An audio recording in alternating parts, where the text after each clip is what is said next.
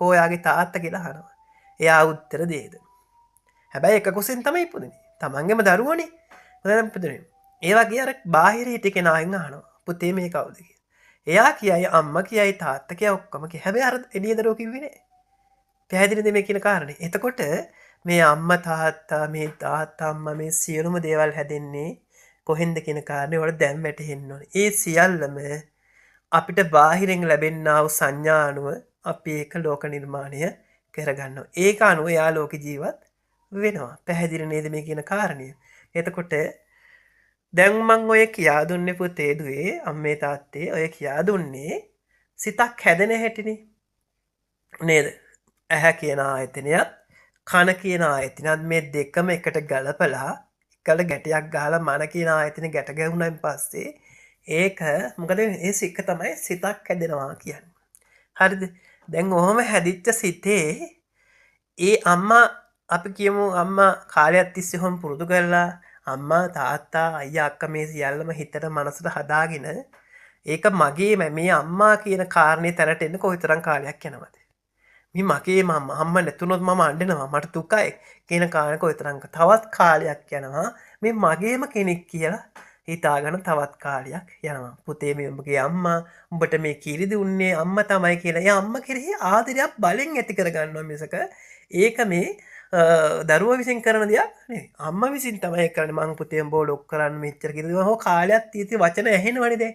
මේ වචන ඇහිලාම මෙයා පුරුදු වෙනවා. ඔයාලට හොඳ අත්දැකීම් තියෙනවා. පුංචි කාලේ කවදාවත් අම්මා කියලා කෑ ගහන්නේ නැහැ. කාපිම තමයි ඒක කියව ගන්න යාට කියලා. ඊළඟට එක අපි කියමුකෝ මොන්ටිසෝරි වයසේදී පාට උගන්වනවා පුතේ මේ තියෙන රතු පාට කියලා. ඒක කළු ලෑලි හරි කොහේ හරි බෝඩ් එකක ලියලා මේ පුතේ රතු පාට මේ පුතේ රතු පාට කියනකොට කනට මේ පුතේ රතු පාට කියන කාලයක් තිස්සේ ඇහිලා ඒකම යාට වර්ණ සටහනක් පෙන්නනවා. ඒ වර්ණ සටහන යා ගලපන්න උත්සාහ කරනවා. ගලපනකොට ඒ දෙක කාලයක් තිස්සේ තමයි ඕන වර්ණයක් කියලා එයාට කියවෙන්නේ. මේක රතු පාට. එක පාට රතු පාට කියලා කියන්නේ කාලයක් තිස්සේ පුරුදු කරලා වැදිලා කනට වැදිලා ඩාන් ගාලා වැදිලා ඒ වැදිච්ච සද්දය හතු බවට පරිවර්තනය කරගත්තා. ඒකට අපි ඉංග්‍රීසියෙන් කිව්වොත් ඉංග්‍රීසි කෙනා කොහොමද උගන්වන්නේ? එයාත් ඒක රතු කියන්න බෑ. මේ ලෝකේ ස්ථිර රතු කියන එක ස්ථිරයි නං. එයාලත් ඒකට රතු කියලා කියන්න බෑ. එයාලා කියන්නේ වෙනවා. එයාලා කියන්නේ රෙඩ් කියලා. එයාට උගන්වන්නේ මොකක් කියලාද? රෙඩ් කියලා. ඒ දරුවෙක්ගෙන් ඇහුවොත් මේ මොකද්ද කියලා එයා කියන්නේ රෙඩ් කියලා. එයා රතු කියන්නේ නෑ. එහෙනම් මතක තියාගන්න මේ වචන ඔක්කොම තමන්ගේ අම්මා තාත්තා ගුරුවරයා උගන්වපු දෙයක් මිසක එයාලේ භෞතිකයේ ජීවත් වෙන්න හදාගත්ත එකක් මිසක ඒක ස්ථිර දෙයක් නෙවෙයි. ඒක ස්ථිර දෙයක් නෙවෙයි කියන කාරණය මතක තියාගන්න. හටගත්ත දෙයක් නෙවෙයි. හටගත්ත දෙයක් නෙවෙයි. හැබැයි අපි හටගත්තා තියෙනවා කියලා අල්ලගත්ත දෙයක් මිසක ඒක එහෙම තියෙන කාරණයක් නෙවෙයි.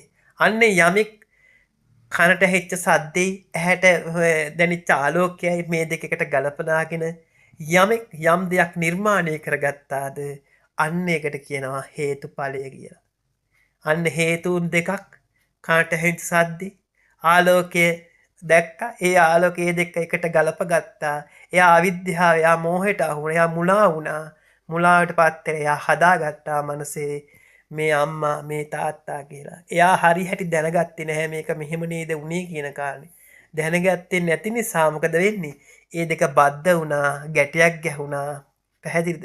ඒ ගැටේට අපි කියනවා මුලාව කියලා. ඒ මුලාවට පත් වෙනවා කියන්නේ ගැටේ හැදෙනවා කියන ඵලය නිර්මාණය වුණානේ. එහෙනම් අම්මා කියන ඵලය නිර්මාණය වුණා. තාත්තා කියන ඵලය නිර්මාණය කරගත්තානේ. වුණා නෙවෙයි නිර්මාණය කරගත්තා. නිර්මාණය කරගත්තා. ඵලයක් හැදුනා. ඒ ඵලය නිසා මේ සංසාරය යන්න සිද්ධ වෙනවා. ඒ නොදැනගත්කම නිසානික වෙන්නේ.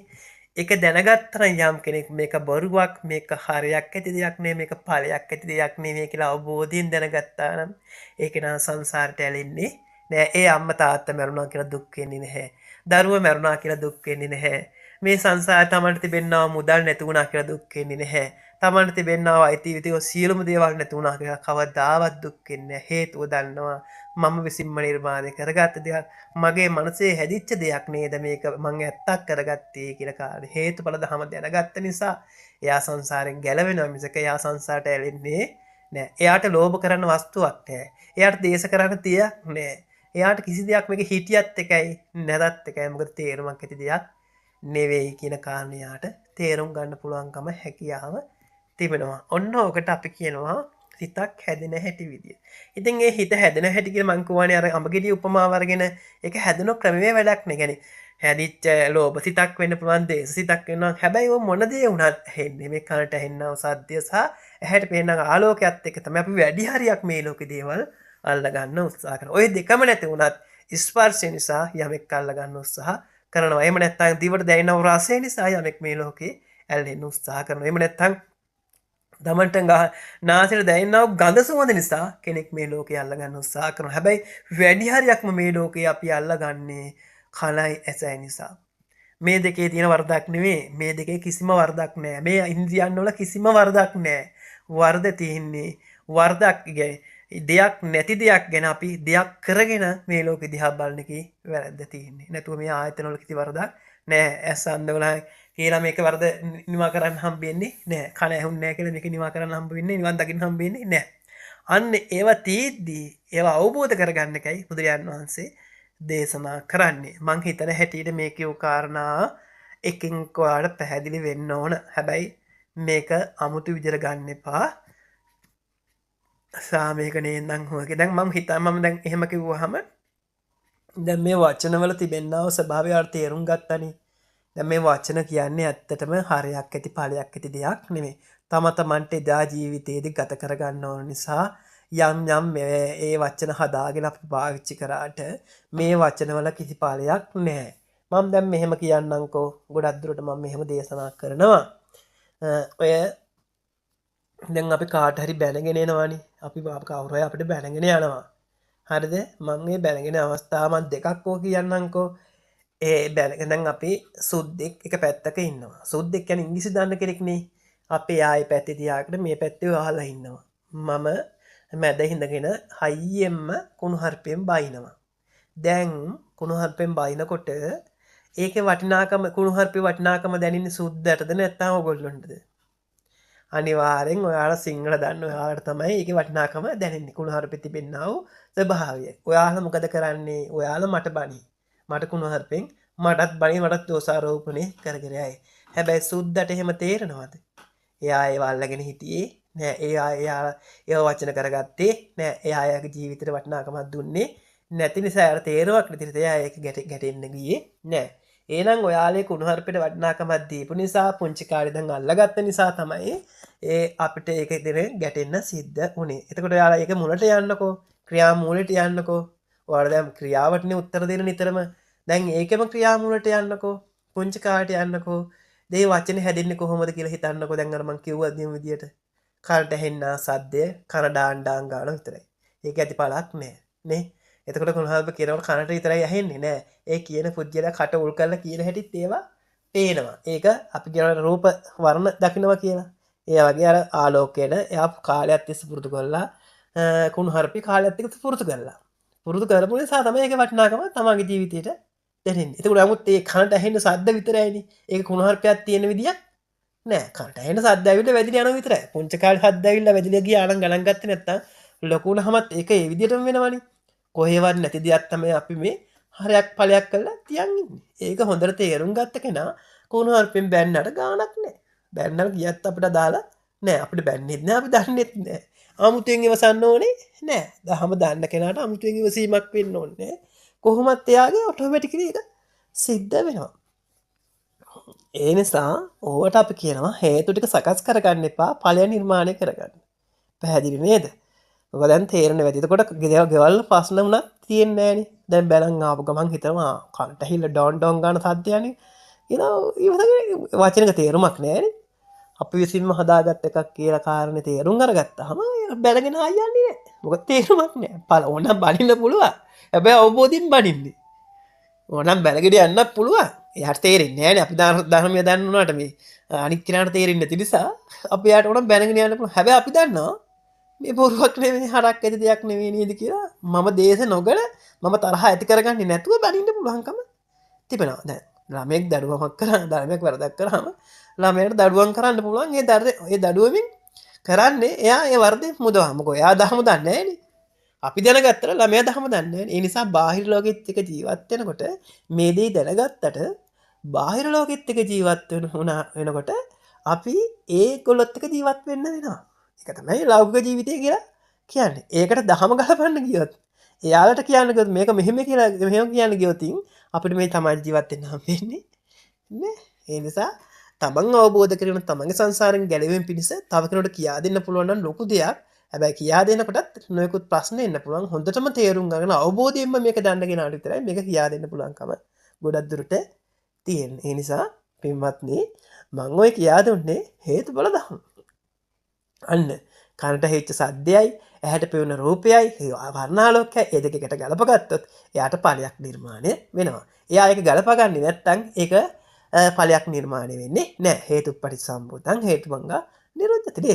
හේතුරගේ යාට සම්පූර්ණ වෙන්න තියෙන දේ එයා සංසාරේ යන්න වෙලයක් නැහැ. එයාට උපාදාන වෙන දෙයක් නැහැ. එයාට වටිනා කියන දෙයක් නැහැ. අම්මා තාත්තා මේ ඔක්කොම සියල්ල එයාට වටිනාකමක් නැහැ. එහෙනම් වටිනාකමක් නැත්නම් හරයක් නැත්නම් ඵලයක් නැත්නම් නැවත නැවත ඒක ඉපදෙන්න විදියක් නැහැනේ. මොකද හරයක් නැති දෙයක් නේ. හරයක් නැත්නම් අවබෝධයෙන් දැක්කාම එයාට ආමුතෙන් ආයි ඉපදෙන්න තරම් නෑ හටගන්නේ නෑ. උපාදාන පත්‍ය භවය සකස් වෙන්නේ නෑ. උපාදානය වෙන්න දෙයක් කළ වටිනාකමක් එයාට නෑ. වටිනාකම නැති වුණාම උපාදානය වෙන්නේ නෑ. උපාදාන පත්‍ය භවය සකස් වෙන්න විදියක් නෑ. අන්න සංසාරෙන් එයා නිදහස්. හැබැයි මේ කියන කාරණේ Tamanට අවබෝධ වෙන්න ඕන. මේ දැනගත් දැනුමට නෙවෙයි Tamanට අවබෝධය වෙන්න ඕන. අවබෝධය වුණාම Tamanට දැනෙනවා හිස් ස්වභාවය. මේක අවබෝධ වුණා දැන් අපි උඩ මේ මෙච්චර කිව්වත් මේක තේරෙන්නේ නැති වෙන්න පුළුවන්. හැබැයි අපිට තේරෙන විදිහින් අපි මේ කියන්නේ තේරෙන්නේ නැති වෙන්න පුළුවන්. ඒක තමයි මේ ලෝකේ ස්වභාවය කියන්නේ මේ ධහම කියන්නේ අමුතුම දෙයක්. ධහම තියෙන ප්‍රඥාවන්තයට විතරයි. දැන් සමහරක් මේක ගැන තර්ක කරන්න පුළුවන්. හරි. තර්ක කරන්න පුළුවන්. තර්ක කරන්නේ මොකක්වත් හේතුවක් නිසා නෙවෙයි. බාහිරින් දාගත්තා දැනුමට සාපේක්ෂව තමයි තර්ක කරන්නේ. හැබැයි තමන්ගේ මනසත් එක්ක මේක තර්ක කරන්න ගත්ත කෙනාට පොතපතේ දැනුම නැතුව පොතපතේ තියෙන ඔලුවට ගත්තේ නැති කෙනාට තමන්ගේ මනසත් එක්ක මේක තර්ක කරන්න ගත්ත කෙනාට අවබෝධ කරගන්න උත්සාහ කරන කෙනාට මේක තර්කයක් වෙන්නේ නැහැ. එයාත් එක්ක තමයි තර්ක කරන්නේ. එතකොට මේක මෙහෙම වෙනකොට මේක කොහොමද වෙන්නේ? ඇත්ත නේද මේ කියන කාරණේ? මේක මෙහෙම වුණොත් මේක මෙතන වටිනාකමක් නැහැ නේද? ඇත්ත නෙමෙයි කියන කාරණේ තමන්ට තේරෙනවා. එයා තර්ක කරන්න යන්නේ. එයා කරන්න යන්නේ ඒකෙන් පුළුවන් විදිහට තමන්ගේ ජීවිතේ ගලපාගෙන සංසාරයෙන් ගැලවෙන්න එයා උත්සාහ කරනවා. හැබැයි හුදෙක් කරන්නේ ඒක අමතක අර පොතේ කොහොමද මෙහෙම තුනේ මේ පොතේ මෙහෙම නෑ පොතේ තියෙන ධර්ම වලට දාගෙන ඒකට ගලපන්න ගියොත් කවදාවත් මේ සංසාරෙන් ගැලවෙන්න වෙන්නේ නෑ. සුතම් පරියෝදිත කියනවනේ කනට ඇහිච්ච දේ තමයි අපි ධාරණය කරන සංසාරෙන් ගැලවෙන්න උත්සාහ කරන්න ඕන. පොතේ තියෙන දැනුමට එහෙම නෙවෙයි. ඒක දැනුමක් විතරයි, උගත්කමක් විතරයි. ඒකෙන් ඇති පළක් ඇත්තේ නෑ. හැබැයි මේ පොතේ තියෙන දැනුම අපේ ජීවිතේට දාගෙන ඒක Tamanගේ ජීවිතේට අවබෝධ කරගන්න උත්සාහ කරන කෙනාට සංසාරෙන් ගැලවෙන්න පුළුවන්කම තිබෙනවා. ඒ නිසා පින්වත්නි ඔය විදිහට ජීවිතේ දිහා ඔය බලන්න. ඔය විදිහට හෙව්වොත් ඔයාලට මේ සංසාරෙන් ගැලවෙන්න පුළුවන්කම තිබෙනවා. හැබැයි එතකොට කාටවත් කියන්න බෑ ධර්මය කියන්නේ මේක තමයි. එහෙම කියලා කියන්න කියලා මම කියනවා නෙමෙයි. මේ ගැන ඔයා විශ්වාස කරන්නත් එපා. ඒක තර්ක කරන්න යන්නත් එපා. ඔයාගේ ජීවිතේ මේ කියන කාරණා එකක් හරි ගැලපෙනවා නම් මේ කියු කාරණාව ගැලපෙනවා නම් ඒ නේද වැදගත් වෙන්නේ. අන්නේ ගැලපෙනවා නම් ඒ කියන කතාව සත්‍ය කියලා තේරුම් ගත්තා නම් ඒ අනුව තමන්ගේ ජීවිතේ කමටහන් වඩමින් සංසාරෙන් ගැලවෙන්න උත්සාහ වෙනවා මිසක ඒ ගැන අමුතුවෙන් කී තැන් තැන්වල කී ඉන්නවට වඩා වටිනවා තමන්ගේ ජීවිතේ ඒක ගලපා ගන්න. ඒක තමයි බුදුහාමුදුරගෙන මම කිව්වටවත් මේ දේ විශ්වාස කරන්න එපා.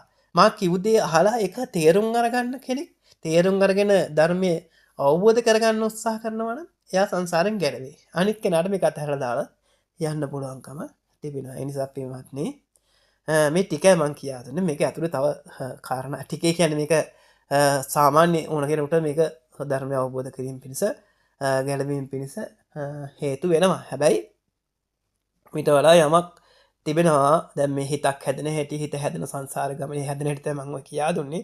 ඒ සංසාරේ එන ගමනේ ඒ වෙන ක්‍රියාදාමයන් ටිකත් මං සරලව කියා දීලා තියෙනවා. ඕටත් වඩා ගැඹුරෙන් එක කියන්න පුළුවන්කම තියෙනවා. ඒක මෙන්න මේ වගේ දෙයක්. ඒක ලුණු වැටයක් අතර අරගෙන අපි දිවේ තියලා බලනවා. එතකොට ඒ ලුණු වැටේ රසය මොන වගේද? තමන්ට තමයි දැනෙන්නේ. ඒ ලුණු රසය තමන්ට තමයි දැනෙන්නේ. එතකොට මම කියනවා අනික් කෙනාට මේ ඔයා දන්නවද ලුණු රස කොච්චරද කියලා කාරණේ? ඔයාලට පුළුවන් ද පෙන්වන්න ලුණු රස කොච්චරද කියලා? ඒක යාට පෙන්වන්න පුළුවන් කමක් නැහැ. අපි කොච්චර ලුණු රස මෙහෙම කිව්වත් හැබැයි ඒක එයාට පෙන්වන්න විදියක් නැහැ. එහෙනම් මොකද කරන්න ඕන? එහෙනම් තමා ඒ ලුණු වැටියක් අරගෙන එයත් දිවේ තියාගන්න. එතකොට තමයි තමන්ට දැනෙන්නේ ලුණු රස කියන්නේ මේ. ඒතකොට එයාට පුළුවන් තව කෙනෙකුට කියන්න බෑ.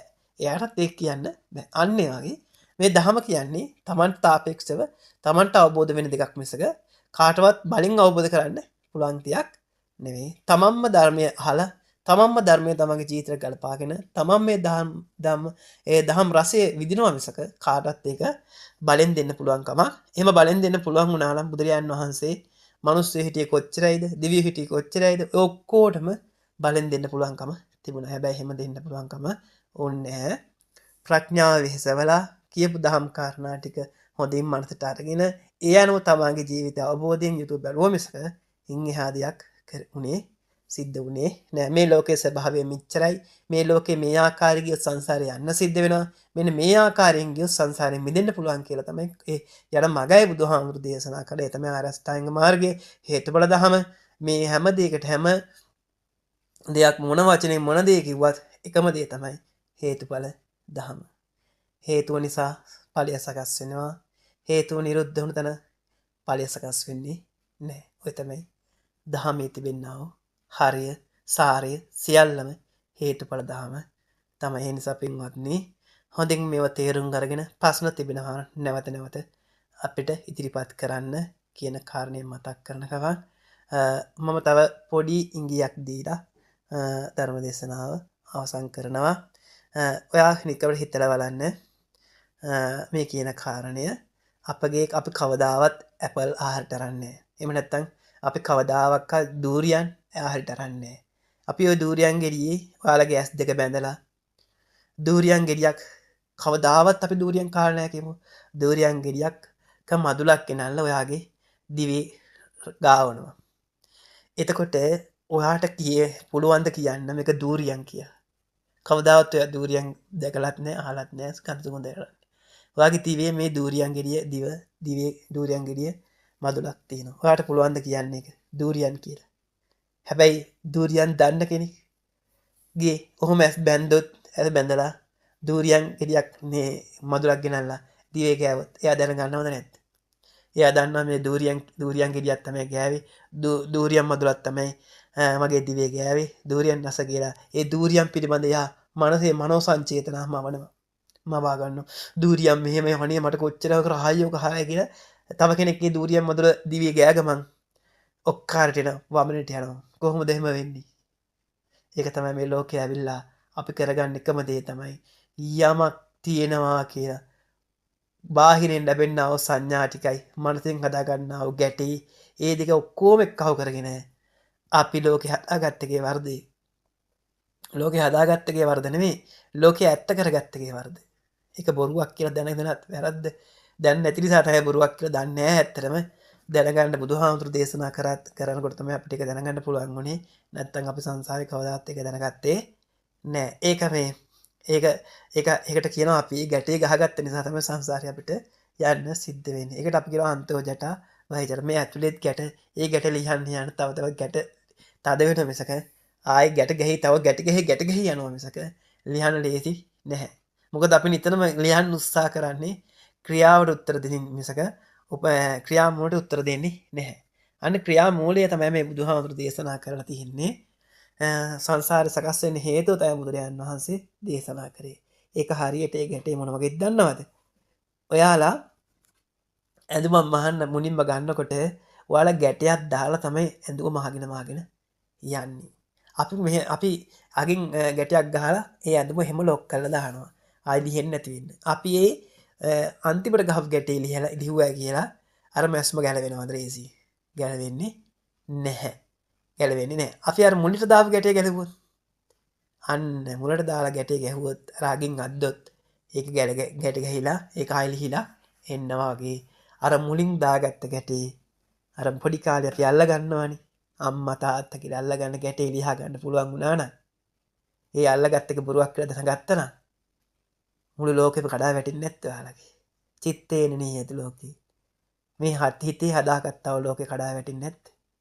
ඒ අම්ම තාත්තා සල්ලි මුදල් මේ සියලුම තිබෙනා වටිනාකම කඩා වැටෙන්නේ නැත්තේ. කඩා වැටෙන්නේ ඒ කැඩි මල්ල කැඩුවාසේ. සියලුම පරාල ටික බිව්වට කඩා වැටෙනවා වගේ. මමත්වයේ දුර වෙනවා, සක්කාය දිට්ඨිය දුර වෙනවා, සංසාරෙන් ගැලවෙන්න මග විවර වෙනවා කියන කාරණේ තමයි ඔය මම පැහැදිලි කරේ. එහෙනම් සියලු දෙනා ධර්ම අවබෝධය පිණිස මේ දේශනාව හේතු වේවා. මේ ගෞතම බුදු සසුනේ උතුම් චතුරාර්ය සත්‍යයටම මේ පින් හේතු වාසනා වේවා කියලා අපි ආශිර්වාද කරනවා. තෙරුවන් සරණයි.